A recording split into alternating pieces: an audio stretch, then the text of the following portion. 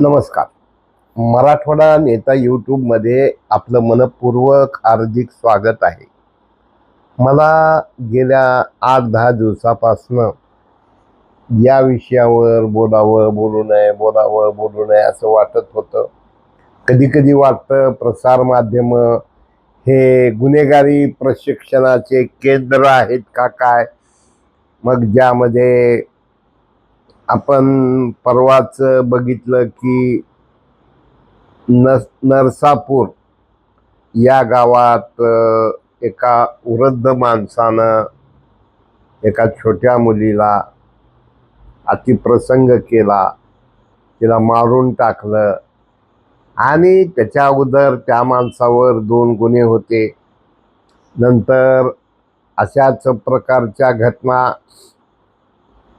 आपल्या केज तालुक्यामध्ये जवळजवळ 3 घटना घडल्या होत्या. एक तर म्हणजे अत्यंत दुर्दैवी घटना, मुलीबरोबर वडिलाचे संबंध, लहान मुलीबरोबर बापाचे संबंध,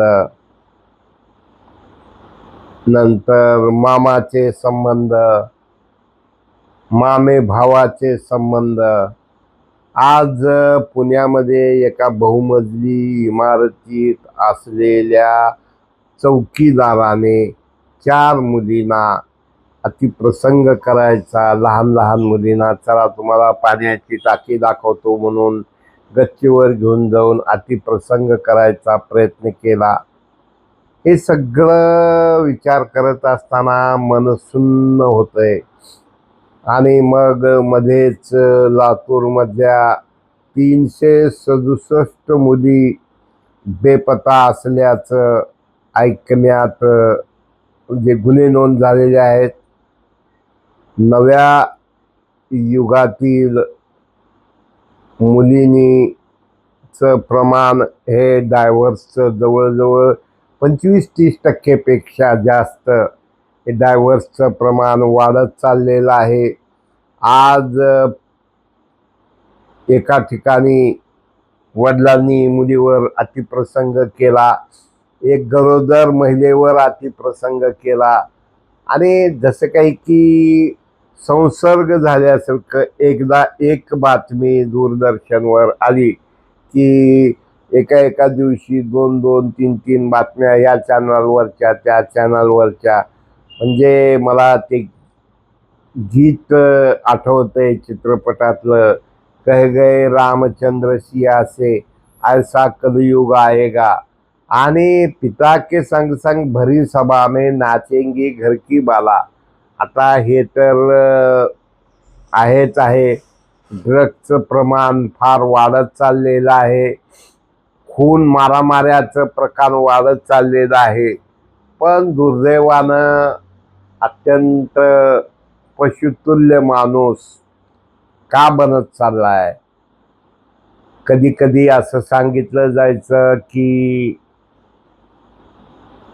लहान आपसात नातेसंबंधात विवाह व्हायचे नाहीत, कारण त्या रक्तामुळं होणाऱ्या संततीवर परिणाम होतो. मग एक घटना झाली, दुसरी घटना झाली, तिसरी घटना झाली. अशोक खरातांचं प्रकरण म्हणजे तर अरे बाप, म्हणजे न बोललेलं बरं.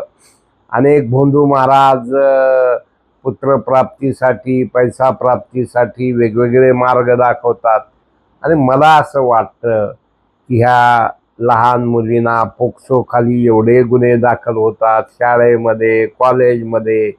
तर जोपर्यंत या प्रवृत्तीला भर चौकात गोळ्या घातल्या जाणार नाहीत, ठेचून मारलं जाणार नाही, तोपर्यंत याला जरब बसणार नाही. कारण कायद्याचं राज्य आहे म्हणत असताना भीती वाटली पाहिजे कायद्यानं. असं होत नाही कायद्यानं, तसं होत नाही कायद्यानं, असं होत नाही. आणि या सगळ्या गोष्टीचं आता आपल्याकडं विवाहबाह्य संबंधाचं सुद्धा 25, 30, 40 लग्नानंतर सुद्धा ते वाढत चाललेलं आहे. आणि अशा एका परिस्थितीमध्ये शेवटी या विषयात सामाजिक कार्य करणाऱ्या महिला असतील, राजकारणातील महिला असतील, वेगवेगळ्या सेवेमध्ये सर्व्हिसमध्ये असलेल्या महिला असतील. मागं मला आठवतंय कोल्हापूरमध्ये लेडीज ट्रेनिंग, पोलीस लेडीज ट्रेनिंगमध्ये काही मुली या गरोदर निघाल्या. म्हणजे शेवटी आता कसं आहे की हे अनकंट्रोल झालेलं आहे. पण लहान लहान चिमकुल्या मुलं असतात. मुलं ही जेव्हा घरची फुलं म्हणत असताना जोपर्यंत अशा प्रवृत्तीच्या लोकांना अशा भर चौकात गोळ्या घातल्या जाणार नाही तोपर्यंत कायद्याचा वचक राहणार नाही. आणि निश्चित कायद्याचं राज्य आहे. कायदा म्हणतो की एखादा गुन्हेगार सुटला तरी चालेल, पण बेकसूर माणसाला शिक्षा होता कामा नये. पण एकंदरीत परिस्थिती गोंधळलेली आहे. मित्र हो, कॉमेंट करा, मत द्या. आणि अशा तुम्हाला काय वाटतंय, यावर काय करावं लागेल याविषयी वेगवेगळ्या. आता काल परवा तर एक घटना घडली आमच्या लातूर औसा तालुक्यातील बेलकोंडी येथे. एका शिक्षिकेलाच सरपंच असणाऱ्या माणसाने अतिप्रसंग करायचा, पळवून न्यायचा प्रयत्न केला. कारण काय तर कॉपी. तर शेवटी आपल्याकडं फक्त हा प्रश्न कायद्यानं सुटणार नाही. प्रश्न हा म्हणजे कशानं सुटू शकेल. फक्त गोळ्या घालून लहान मुलाच्या बाबतीत, मुलीच्या बाबतीत ठीक आहे, पण हा विषय अत्यंत गांभीर्याने घ्यावा. कुणाला काय वाटतंय कॉमेंट करा. मराठवाडा नेता यूट्यूब शेअर करा, सबस्क्राईब करा, लाईक करा आणि बोला. कारण तुम्ही बोलत नाही म्हणून आम्हाला कळत नाही. काय तुम्हाला वाटत असेल, शिव्या द्याव्या वाटत असतील, काही असेल, पण या विषयाचं गांभीर्य लक्षात घेऊन सर्वांनीच बाय नेम डुप्लिकेट कुठला तरी मेल टाकून काहीतरी फेक मेल, फेक नंबरवरनं कॉमेंट दिल्यापेक्षा प्रामाणिकपणे कॉमेंट करावं असं मला वाटतंय. मित्र हो, मराठवाडा नेता यूट्यूब शेअर करा, सबस्क्राईब करा, लाईक करा. धन्यवाद.